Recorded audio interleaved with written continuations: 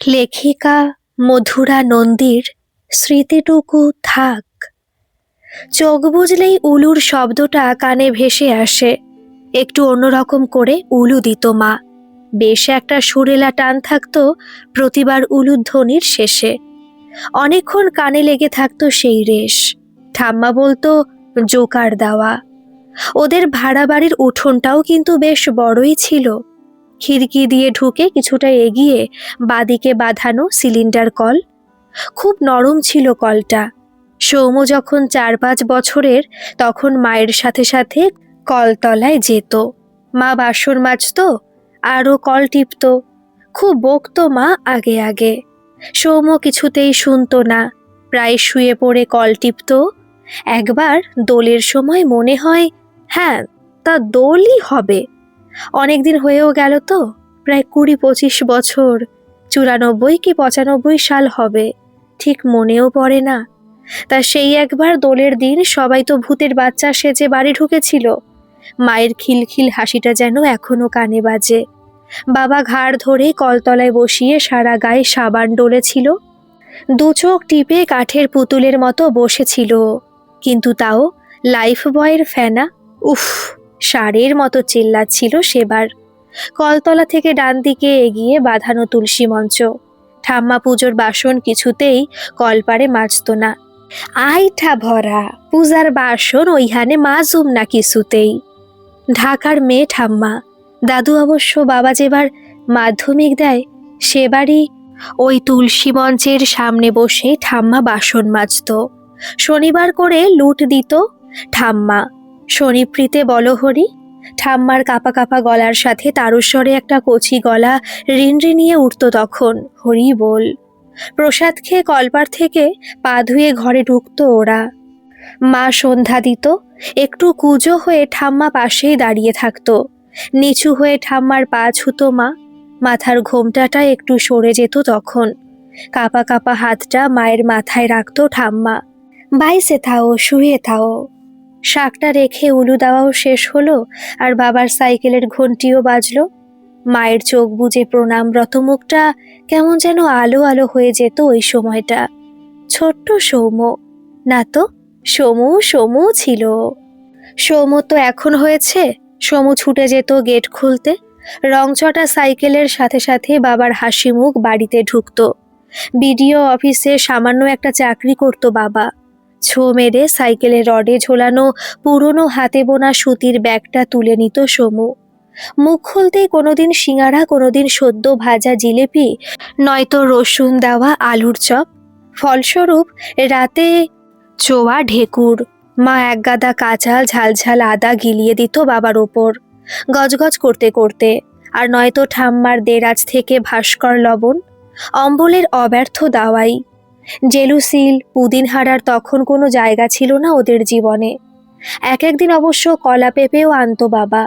বড় বিরস কাটতো সেই সন্ধ্যাগুলো। কলা পেঁপে যাই আসুক, কয়েক টুকরো মা ঠিক দোতলায় দিয়ে আসবেই। বাড়িওয়ালা আর ওনার স্ত্রী মেয়ে সব দোতলাতে থাকতেন। একটা ছেলেও ছিল ওনাদের। অনেক দূরে কোথায় যেন চাকরি করত। 2-1বার হয়তো দেখেও ছিল সমু। এখন আর মুখটাও মনে নেই। ছোট্ট সমু বহুদিন পর্যন্ত জানতই না ওনারা সমুর নিজের দাদু দিদা নন। মাথা ভরা টাক ছিল দাদুর। দিদারও সামনে মাত্র 3-4 গাছি, তাই দিয়ে টেনে এইটুকুনি একটা বড়ির মতো খোপা বাঁধত দিদা। সব সময় পান খেত, টুকটুকে ঠোঁট আর মুখ ভরা হাসি। সমু ডাকতো টাকি দিদা আর টাকি দাদু। খুব বকতো মা, কয়েকবার পিটিয়েওছে। দাদু দিদা কিন্তু খুব হাসতো, কোনোদিন রাগ করেনি। আর ছিল একজন, আলুর চপ হলেই মা ডাক দিত দোতলার সিঁড়ির মুখে দাঁড়িয়ে। আর সে হাসি মুখে নেমে আসতো, নীলাপিসি। কিন্তু নীলাপিসির কথা, যাগ্গে যাগ্গে, নীলাপিসি এসেই আগে বুনুকে চটকাতো। বুনু তখন গুল্লু একটা বাচ্চা, 7-8 মাস হবে হয়তো। সময় তো তখন পুচকে বাচ্চা। সদ্য মা বাড়িতেই ন্যাড়া করে দিয়েছে, নাপিত খরচ লাগেনি। সে এক যুদ্ধ। সমু সারা বাড়ি পালিয়ে বেড়াচ্ছে, আর পিছন পিছন মা সেই কমলা বাটের ঢাউস কাঁচিটা নিয়ে দৌড়াচ্ছে। ন্যাড়া হলে নাকি চুল ঘন হয়। মায়ের শিল্পকীর্তি শেষ হওয়ার পর কাঠের আলমারির গায়ে লাগানো লম্বাটে আয়নাটায় নিজেকে দেখে 1 ঘন্টা ভ্যাও ভ্যাও করেছিল সমু। কাকের বাচ্চার মতো লাগছিল পুরো। মাথাটা কদম ফুলের মতো খড়খড়ে। বাবা প্রায় মাসখানেক সমুর মাথায় ঘষে ঘষে হাত চুলকাতো।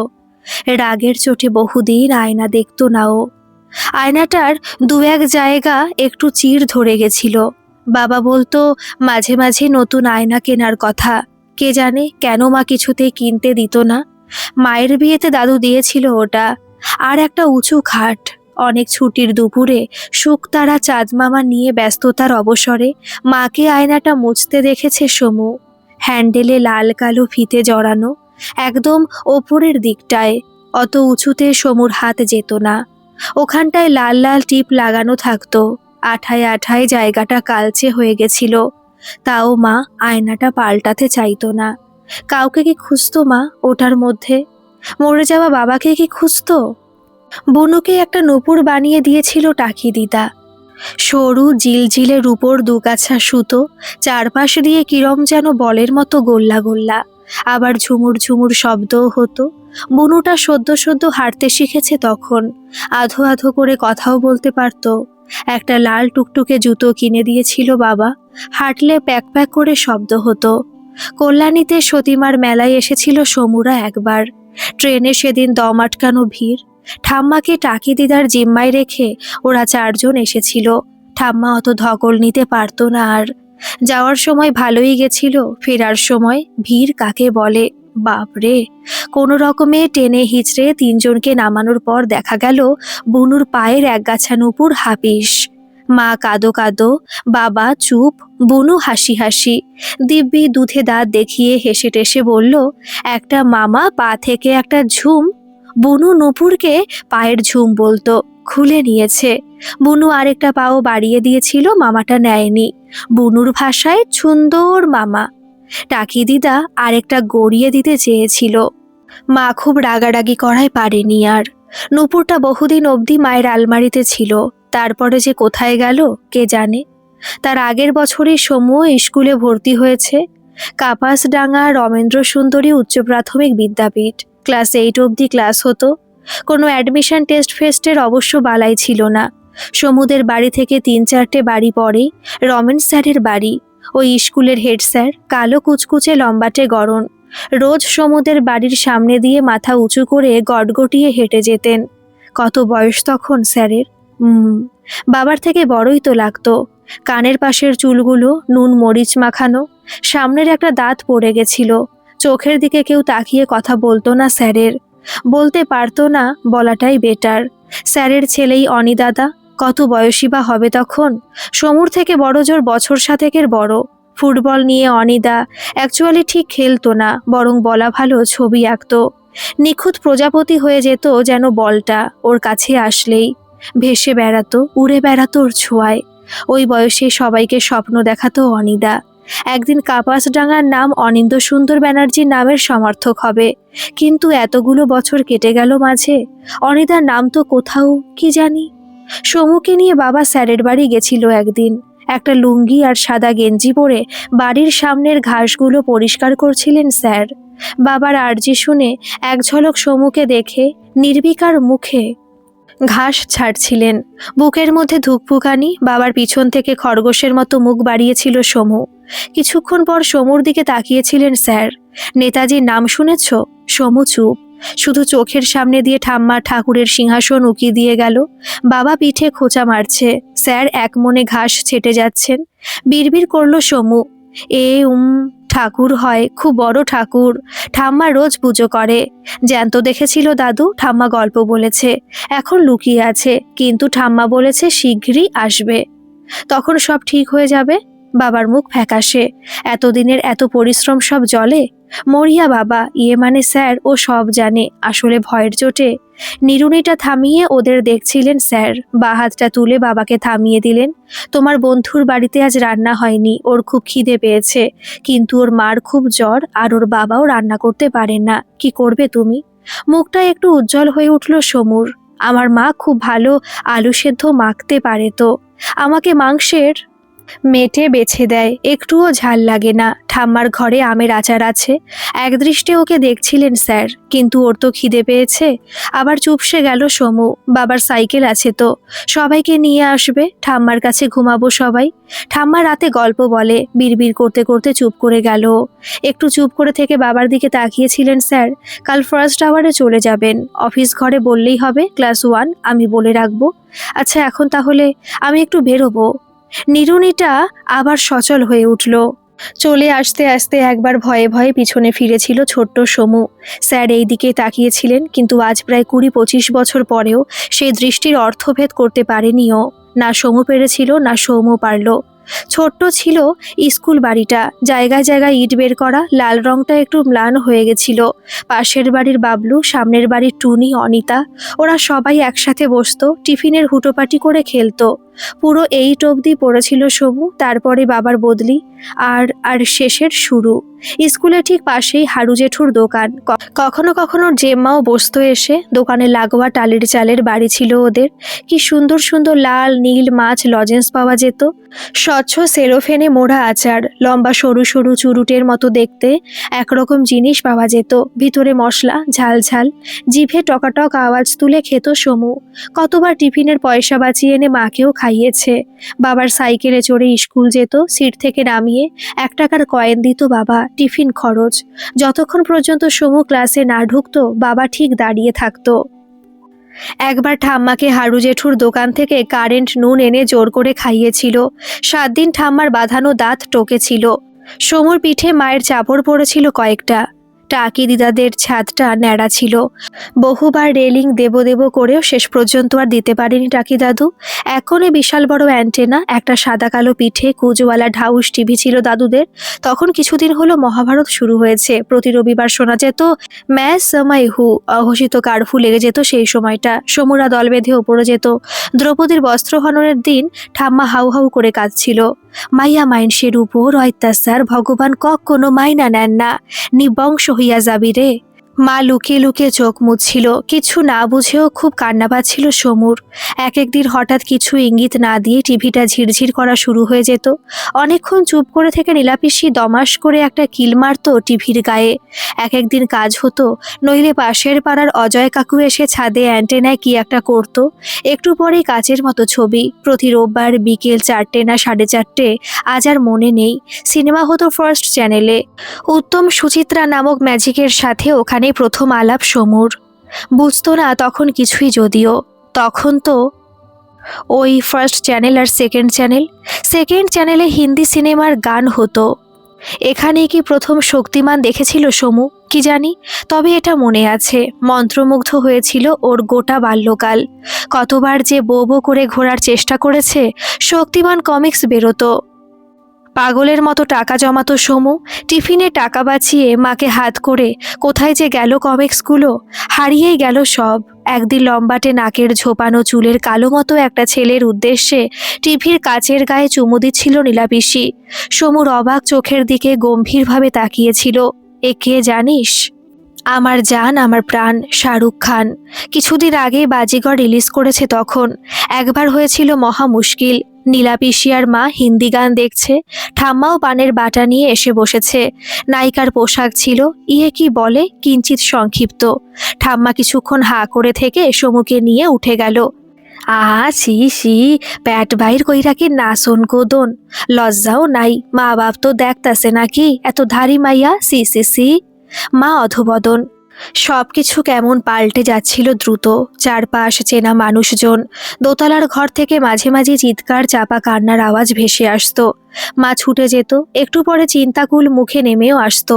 ঠাম্মাও মাথা নেড়ে জিভে চুকচুক আওয়াজ তুলতো। শুধু কিচ্ছু বুঝতো না সমু আর বুনু। নীলাপিসির কাছে যেতে পারতো না সেই সময়। টাকি দিদা কেমন রাগ রাগ করে বলতো ওর নাকি জ্বর হয়েছে। কতদিন জ্বর থাকে মানুষের? 1 মাস। স্কুল থেকে ফেরার সময় একদিন আবির কাকুকে দেখেছিল কেমন ছন্ন ছাড়ার মতো ওদের বাড়ির দোতলার দিকে তাকিয়ে আছে। সমুকে দেখেনি। ঠিক সেই সময় একদিন দুপুরের খাওয়ার পর ঠাম্মা গিয়ে শুয়ে পড়ল। একটু গড়াতো মাঝে মাঝে। খাওয়ার পর ঠাম্মা একটু পরেই উঠেও পড়তো। এই দিন কিন্তু ঠাম্মা আর উঠল না। মা টের পেতে পেতে সব শেষ। তারপর সে এক দুঃসময়ের প্রহর। ঠাম্মার কাজের আগেই এক ভোরাই বেলায় আরেকবার হাহাকার উঠেছিল বাড়িটাতে। নীলা পিসি আবির কাকুর হাত ধরে চিরদিনের মতো ওদের চেনা পরিধির বাইরে হারিয়ে গেছিল। পেছনে ফেলে গেছিল শুধু একটা চিরকুট। অনেক খোঁজা হয়েছিল ওদের, থানা পুলিশ, কিন্তু টাকি দাদুর থম মেরে যাওয়া মুখটা আজও চোখে ভাসে। আর টাকি দিদার কান্না। কিছুদিন পরেই বাবার বদলি, নতুন জায়গায় এসে গুছিয়ে বসা। প্রথম প্রথম চিঠিতে যোগাযোগ ছিল। বুথ থেকে বাবা ফোন করত। সামনের ঘোষ দাদুদের বাড়িতে একটা ঢাউস কালো ফোন ছিল। ওরা দিদাকে ডেকে দিত। বড় ম্লান স্বরে ওদের খোঁজ নিত দিদা। তারপর একদিন বাবা অফিস থেকে ফিরে এসে বুক চেপে বসে পড়ল। হাসপাতালে 2 রাত চলে গেল বাবা। ওলট পালট হয়ে গেছিল সেদিন ওদের ছোট্ট সংসারটা। কর্মরত অবস্থায় মৃত্যু হওয়ায় মা চাকরিটা পেয়েছিল বছরখানেক বাদে। গ্রাজুয়েট ছিল মা, কিন্তু মাঝের ওই একটা বছর সব হিসেব পাল্টে দিয়েছিল। এক একদিন ভাত রান্না হতো না, শুকনো মুড়ি চেবাতো 3 জনে মিলে। সেই ঘূর্ণাবর্তের কবলে টাকি দাদু, দিদা, নীলা পিসি, রমেন স্যার, কাপাস ডাঙা সব হারিয়ে গেছিল। প্রায় 20-22 বছর কেটে গেছে মাঝে। আজ এত বছর পর সৌম্য কাপাস ডাঙায় যাচ্ছে। সেদিনের ছোট্ট সমু আজ একটা কলেজে পড়ায়। মা রিটায়ার করবে সামনের বছর। বুনুটার বিয়ে পরের মাসে। পুরনো ফাইল চিঠিপত্রের মধ্যে অনেকবার ঘোষ দাদুর নাম্বারটা খুঁজেছে মা, লাভ হয়নি কিছু। কোথায় হারিয়ে গেছে সব। মা অনেকবার বারণ করেছিল, টাকি দাদুদের কথায় ম্লান হেসে মাথা নেড়েছে মা। সৌম্য অবাক হয়ে তাকিয়েছিল। তুমি কি ভাবো দাদু দিদা আমাদের ভুলে গেছে মা? ভোলার কথা না রে, ওনাদের দুঃসময় পাশে থাকতে পারিনি, আর এখন যাওয়াটা। তাছাড়া ওনারা, এই তাছাড়া খুব অস্বস্তিকর একটা কথা। সব অস্বস্তি মনের কোনায় চেপে আজ বেরিয়েছে সৌমু, সঙ্গে ব্যাগ ভর্তি কার্ড। এই সুবীর, আর কদ্দূর? কোথাও চায়ের দোকান দেখে থামো একটু। গলাটা, এই এসে গেছি দাদা। সামনেই সোনাঝুরির মোড়, তারপর ডান দিকে রাস্তাটা। মুখে রেখাগুলো সোজা হয়ে এলো সৌম্যর। সোনাঝুরির মোড়। কানে কানে ফিসফিসিয়ে গেল আবছা হয়ে আসা একটা গলা। একটা বুড়ো হয়ে যাওয়া রংচটা সাইকেলের জীর্ণ ঘন্টি বেল বাজিয়ে গেল। সামনের রডের সাথে লাগানো ছোট্ট সিট থেকে একটা কচি গলা কলকলিয়ে উঠল, বাবা, বাবা, ও বাবা, আমি কিন্তু আজকে 2টো গজাই খাবো, 2টোই কিন্তু, হ্যাঁ বাবা। আর একটা বুড়ির চুল আর 2টো জলবক। হা হা হা, হাসিতে সন্ধ্যার বাতাস অনেকটা রাঙা হয়ে উঠেছে। হ্যাঁ, জলবক? তুই জলবকও খাবি নাকি গুল্লাই? আমি গুল্লাই না, আমি সমু। খাবো না বাবা, ওটা তো বুনুর জন্য নেব। কিনে দেবে তো বাবা? দেব বাবা, সব দেব। এই তো সোনাঝুরির মোড় এসেই গেল প্রায়। ও গুল্লাই, পল্টুদার দোকানে জানিস, এই এই যো প্রায় আমার মুঠোর সাইজের সিঙাড়া ভাজে রে। ওরে, তোর মাও খুব ভালোবাসে। চল আগে গিয়ে বাপ বেটায় 2টো করে সাটাই, তারপর তোর কি যেন বলে, হ্যাঁ, বুড়ির চুল, গজা, বকের বাচ্চা সব হবে। দূর বাবা, বকের বাচ্চা না গো, জল বক। 2টো গলার হাসি সৌম্যকে ছুঁয়ে পাশ কাটিয়ে বেরিয়ে গেল এক ঝলক দমকা হাওয়ার মতো। চোখ 2টো বুজেই আছে সৌম্য। ওই কি যেন বলে। একবার গলাটা খাকড়িয়ে নিল, খুসখুস করছে হঠাৎ। এতক্ষণ তো ঠিকই ছিল, হঠাৎ কি যে। যাগ্গে, ওই সোনাঝুরির মোড়ের কাছে পল্টুদার দোকান। ওখানে দাঁড়িয়েও না হয়, ওই বটতলাটা আছে না, ওটার পাশেই। বটতলা? কোথায় বটতলা দাদা? আর চায়ের দোকান তো। ভ্রুটা একটু কুঁচকে গেছে সৌম্যর। ব্যাটার শুধু মুখেন মারিতং জগৎ। লম্বা লম্বা বাত দেওয়ার বেলায় একেবারে। আমি সব চিনি, ল্যাংটো বেলা থেকে গাড়ি চালাচ্ছি, ওই রুট সব জানি। অত বড় ধুমসো বট গাছটা, আর যত সব। কি যে বলো, ওই তো মোড়ের মাথাতেই, পাশেই দোকানটা। কোন দিকে তাকিয়ে গাড়ি চালাও ভাই? সব চিনি, সব চিনি, এই চেনো? চুপ করে গেছে ছেলেটা। একটু বেশি রিয়াক্ট করা হয়ে গেল নাকি রে বাবা? তোরই তো দোষ ভাই। উল্টোপাল্টা বকবিও আবার, যত সব। আবার মনে হয় চোখটা লেগে গেছিল। আচমকা সুবীরের ডাক, এই নিন, এই হলো সোনাঝুরির মোড়। এবার দেখান দেখি কোথায় আপনার বট গাছ আর চায়ের। এই যে দাদা, নামুন, দেখুন একবার। জানলার কাচ আগেই নামিয়ে দিয়েছিল সৌম্য। হা করে চারপাশটা গিলছিল। কবেকার কোন জন্মের হারিয়ে যাওয়া স্মৃতিরা সহ ভিড় করে আসছে। এই রাস্তা দিয়েই তো আরেকটু এগিয়ে মল্লিকদের রাসমঞ্চ। ঠাম্মার সাথে রিক্সা চড়ে কতবার এসেছে। এই রাস্তার প্রতিটা ধুলো মনে হয়। কিন্তু কিন্তু বটগাছটা আর পল্টুদার দোকানটাই বা গেল কোথায়?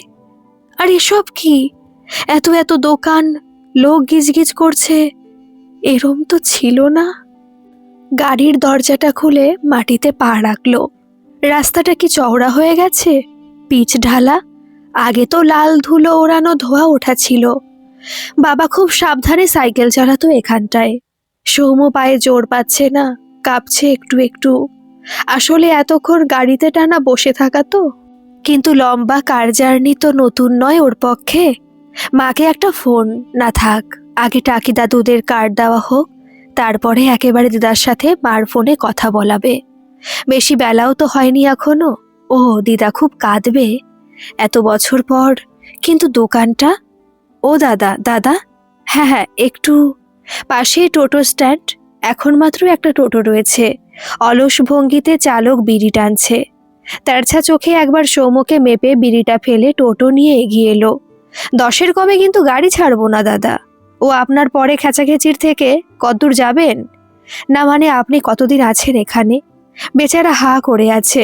মানে কতদিন আছি? আমি আজ 15 বছর এই লাইনে আছি। আগে রিক্সা চালাতাম, এখন টোটো। আমার মতো পাকা হাত। না না, সেসব ঠিক আছে। মানে আপনি তার মানে মোটামুটি চেনেন এই এরিয়া? আরে দাদা, আপনি যাবেন কোথায় একবার বলেই দেখুন। আচ্ছা দাদা, এখানে যে একটা বটগাছ ছিল সেটা কোথায় গেল? মানে এখানেই তো ছিল।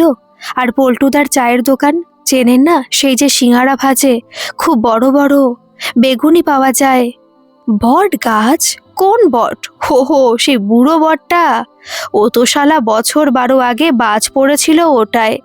অত বড় গাছটা পুড়ে ফোপড়া, কিচ্ছু ছিল না বডিতে। তারপর তো মিউনিসিপ্যালিটি থেকে লোক এসে একদিন কবে কার ঘাড়ে পড়ে। আর পল্টুদা? কোন পল্টুদা বলুন দেখি? অনেকগুলো পল্টু তো আছে মহল্লায়। কোনটা? রোগা লম্বু মার্কা, নাকি দেড়েল বাটকুল, নাকি ও আচ্ছা আচ্ছা চায়ের দোকান না? ওই দেখুন দেখি। টোটোওয়ালার আঙুলের সোজাসুজি আচ্ছন্নভাবে তাকাই সৌম্য। বটগাছটা কেটে দিল? হ্যাঁ, সত্যি ওটার নেই? কত পাখি থাকতো ওটায়, লাল লাল ফল ধরতো। এখান দিয়ে যখনই যেত কি সুন্দর হাওয়া। ও মোয়াই, ওই দেখুন আপনার পল্টুর দোকান। সামনে একটা জমজমাট ভাতের হোটেল, কোল্ড ড্রিঙ্কসের ছোট ফ্রিজও আছে। বিশাল কেটলিতে চা ফুটছে। সামনে সার বেঁধে গাড়ি দাঁড়িয়ে। এই রাস্তাটা বুঝলেন দাদা, একটু এগিয়ে সিধা বাইপাসে মিশেছে। তো সব গাড়ি এখান দিয়েই যায়। আর এই গোধূলি হোটেলের রান্না, ওহ লাজবাব দাদা। আপনার পল্টুদা, আমি তো বুঝতেই পারিনি। পল্টুদা তো বাতে পুরো কাত, নড়তে পারে না। ওই ছোট্ট দোকান থেকেই হোটেল হাঁকিয়েছে। এখন ওর 2 ছেলেই দেখে টেখে সব। বকবক করেই যাচ্ছে লোকটা। আচমকা ঘাড় ঘোরায় সৌম্য। ভাই, আমাকে একটু কয়েকটা জায়গায় নিয়ে যাবেন? যা লাগবে। সুবীর, তুমি একটু এখানেই চাটা খাও। আমি এই ঘন্টাখানেকের মধ্যেই, এই যে টাকা, ভালো করে টিফিন করে নিও। এই যে ভাই, চালাও তুমি। আচ্ছা, রমেন্দ্র সুন্দরী উচ্চ প্রাথমিক বিদ্যাপীঠে একটু, আজ তো বুধবার, খোলাই আছে। না না, কেউ পড়ে না, আমি নিজেই এক সময়। তুমি চলো আগে। টোটোটা চওড়া রাস্তা ধরে দূরান্তে মিলিয়ে যায়। বাবারে, সেই ছোট্ট ইট বের করা স্কুল, কি বিশাল বিল্ডিং হয়েছে। রংটাও তো খুব সুন্দর। আচ্ছা ভাই, রমেন স্যার তো রিটায়ার করেছেন, এখন হেড স্যারকে? ও দাদা, ওটা না, ওটা তো সেন্ট লজেন্স। হে হে, সেন্ট লরেন্স ইংরেজি মিডিয়াম স্কুল দাদা। এরিয়ার বাচ্চারা সব ওকে নেই পড়ে। কি সুন্দর সাদা জামা, লাল টাই, বিশাল খরচ পড়ার। কি এক ফাদার ডিসুজা না কে যেন হেডু। আর আপনার রমেন্দ্র সুন্দরী নাকি ওই যে আরে এই দিক দিয়ে মুন্ডু বাড়ান দেখেছেন? ওই যে ইট বের করা, গেটটা ভাঙা মতো। রমেন স্যার নাকে? আমি অত শত জানি না বাবা। হেড দিদিমণি আছে একটা, আর একটা ছোকরা মতো স্যার, সদ্যই চাকরি পেয়েছে। আর মাস্টার দিয়ে হবেটাই বা কি? স্টুডেন্ট কই? ওই তো হাতে গোনা কয়েকজন, সব গিয়ে সে দিয়েছে ওই ইংরেজি স্কুলে। কি হলো দাদা? হারু জ্যাঠার দোকান? হ্যাঁ, হারু জ্যাঠা তো দোকানে এখানে ছিল বটে কিছু, কিন্তু তারপর তো সব ভেঙে চুরে সুপার মার্কেট তুলেছে, দেখছেন না? বিউটি পার্লার, মাংসের দোকান, ওখানে জেরক্সের দোকান, বই খাতার দোকান। কি হলো, চলে যাব? নামবেন না? এত স্কুল টিস্কুল করছিলেন, কি হলোটা কি দাদা? দাদা, তখন থেকে মনে হয় 5 বার টহল মারলুম, বলছি তো এটাই ঘোষপাড়া। আপনার কাকে চাই সেটা তো বলুন। আরে বিরাজমোহন ঘোষ, পুরো ঠাকুরদার নাম মাইরি। আমি তো বাপের জন্মে শুনিনি। কি, এত ফ্ল্যাট কেন? তা ফ্ল্যাট হবে না? ওই কেমিক্যাল সারের ফ্যাক্টরিটা হবার পর এরিয়ার জমির দাম জানেন? ওই 2-4 পিস গোয়ার পাবলিক ছাড়া সব জমি বেচে কুচিয়ে প্রমোটারের হাতে দিয়েছে নিশ্চিন্দি, মোটা টাকা, তার উপর ফ্ল্যাট। আর কি চাই দাদা? আচ্ছা, আপনি এখানে আর কাউরে চেনেন না? আপনার বন্ধু কি নাম, বাবলু, টুনি, অনিতা, এই পাড়াতেই থাকতো। সে দেখুন গে একদিনে বিয়ে তা হয়ে গেছে, সামনে বাড়ি। কিন্তু আপনি তো আপনার বাড়িই চিনতে পারছেন না। তা সেই পুরনো পাড়া কি আর আছে? দেখছেন না চারিদিকে সব বড় বড় ফ্ল্যাট। ওই সাইডে কয়েক ঘর পুরনো বাড়ি অবশ্যই আছে। রমেন স্যার, ওহো আমি চিনি না। অনিদা খেলে ফুটবল, এরিয়ার ফেলিয়ার আছে। আর ওই সজল বারুই জানে না? আচ্ছা দাঁড়ান দাঁড়ান, এক কাজ করি, বাজারের মধ্যে অজয়ের টিভি লাইনের দোকান। আগে আগে মানে সে বহু আগে অ্যান্টেনা সারা তো টিভির, তারপর তো কেবল লাইন আসার পর ওই রাজা পুরো এরিয়া মুঠোর মধ্যে করে রেখেছে। ও এখানে বহু বছর আছে। আমার সাথে হেব্বি খাতির, চলেন ওরে চিনতে পারেন কিনা দেখি। মিনিট 20 হলো অজয় কাকুর দোকানে বসে আছে সৌম্য। সেদিনের সে একগাল হাসির অজয় কাকু আজ প্রায় পৌর না।